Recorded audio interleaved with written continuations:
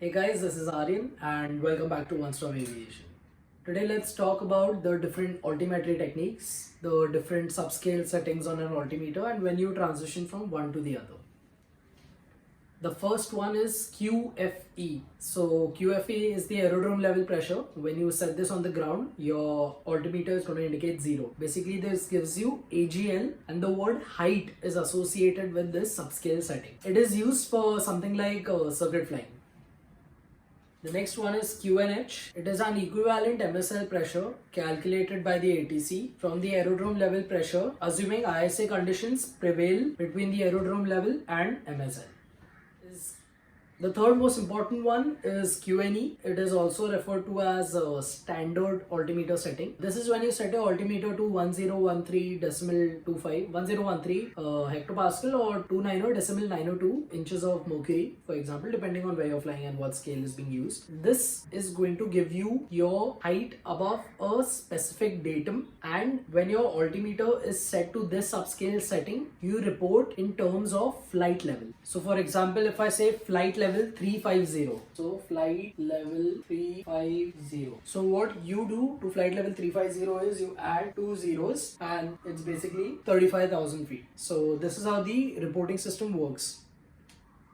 So everything that I said looks like this in a diagram. Okay, so as we can see, this is some terrain like a mountain or a plateau or something. This is your sea level and this is your standard datum 290.902. So when an aircraft has set QFE and he's, for example, flying somewhere here, he's gonna get his height, which is AGL, and when the aircraft is flying and he sets QNH, he's going to get altitude, which is your altitude AMSL, above mean sea level. And the last one that I spoke about was flight level. So when you set 290.902 inches or mercury or 1013.25 hectopascal, whatever, whichever country you're flying in, it's going to give you what flight level you're flying at with your QNE set on the subscale. This is basically what it looks like.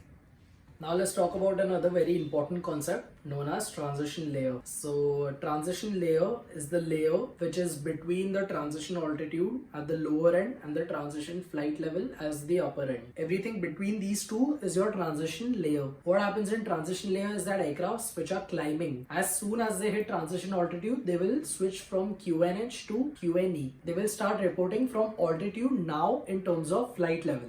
And all aircraft descending, when they hit the upper limit, that is transition flight level, they switch over from QNE to QNH. So now instead of reporting in flight level, they are now going to report in terms of altitude. So this is basically what it is. I will draw a diagram and show you what it looks like. So as you can see, this is what we have. So like I was talking earlier, this is your transition altitude and this is your transition flight level. Everything between this is your transition layer. Aircrafts which are climbing, when they hit the transition altitude, they switch over from QNH to QNE. So they were reporting in terms of altitude, now they're going to start reporting in terms of flight level. Aircrafts which are descending through the transition layer, when they hit transition flight level, they're going to switch over from QNE to local QNH. So they were reporting in terms of flight level, now they'll report in terms of altitude. This aircraft which is just doing some low flying, some maneuvers or something, he is gonna set QNH and report in terms of altitude because he's below the transition layer. Okay, this aircraft which is, for example, cruising nicely high at 35,000 feet is gonna be flying on a QNH subscale setting and he's gonna be reporting in terms of flight level. For example, at 35,000, so he'll be at flight level 350. So this is what it looks like basically.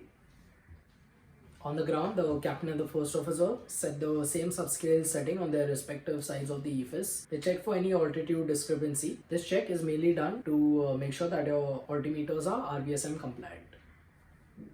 With this, we have come to the end of the video. Thank you so much for watching. Please like and subscribe. I'm sorry I've been posting a little less lately. I have been a little busy with my airline ground. I'm also, doing some voluntary work for my airline at the airport at dispatch. So I'm a little busy. I'll try my level best to post as much as I can. So stay tuned and till the next one, Jai Hind.